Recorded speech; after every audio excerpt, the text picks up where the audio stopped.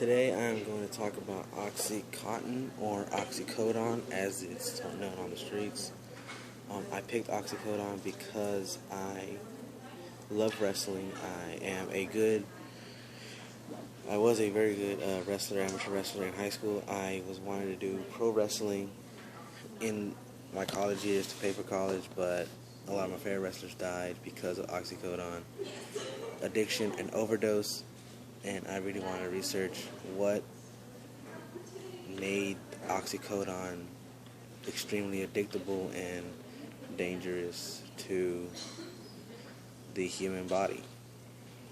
And I've tried professional wrestling, and someone even said, hey, you're going to need these pills, you're going to need some kind of painkiller to get good at wrestling, because you're going to be hitting yourself, you're going to be falling, you're going to be hurting all the time, you're going to be lifting people twice your weight, and you're probably not going to do it right all the time, because you're going to try to make it rush, trying to make it quick, and you're not going to do it properly, so you're going to be in pain.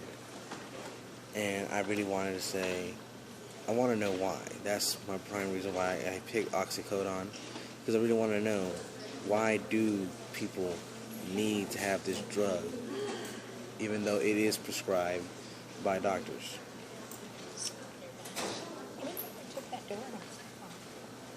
Oxycodone is an opioid, is a narcotic opioid painkiller. It is found in many painkillers like Tylox and Oxycontin. And what it is it is used for chronic pain users, people who have really chronic pain like rheumatoid arthritis, so they use it a lot to, get through the day because of the pain. And I really was surprised that it's in a lot of pills, and a lot of doctors do prescribe it, because it's like the next best thing to morphine in the medical field, because morphine is injectable and is really pure and really potent, so they use oxycodone as the next best thing in the medical field for relieving pain, and especially in chronic pain. Oxycodone is a Schedule II drug because it is very highly addictable and very potent for abuse. The use of oxycodone is primarily from doctors prescribing it.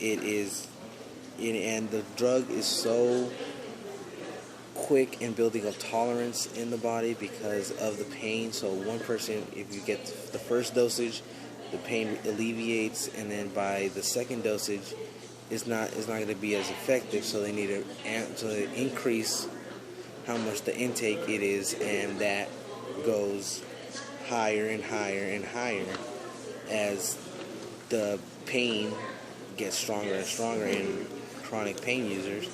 And while the person says, I need it because the pain's so much, I need more of it, and in the end it becomes so addicted to it that the person in the body is addicted to the thing, because they need that sedation, that pain alleviation of the opioid, of oxycodone.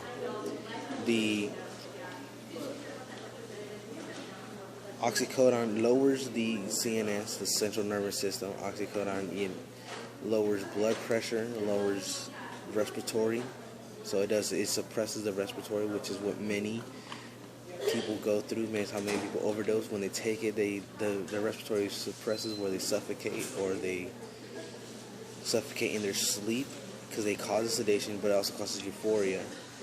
And that's the biological effects of oxycodone and on the body. Psychologically, the drug does make the brain,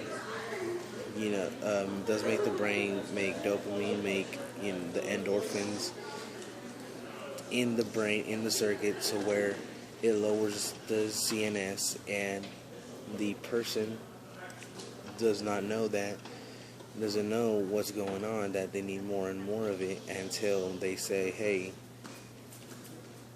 the doctors, like they tell the doctor, hey, I need more because I need pain. My pain is so much pain that I need to alleviate it.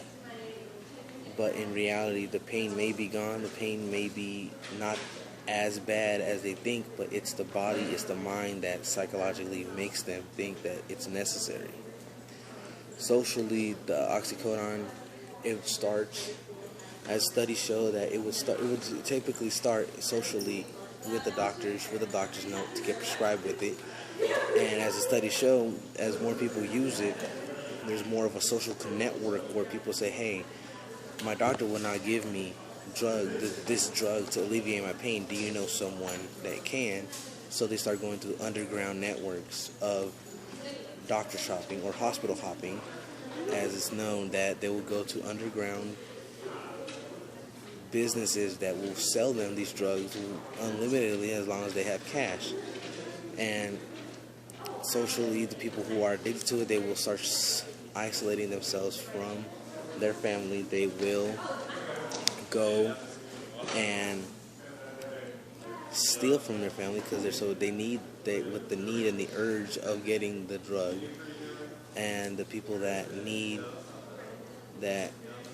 are close to them, they'll feel affected because first they're getting stolen their money, they have no means of supporting their standard of living, and secondly, they're losing their loved one, their family, their friend to the drug because they can't mentally and psychologically get into their head that they don't need it, but while they're abusing it.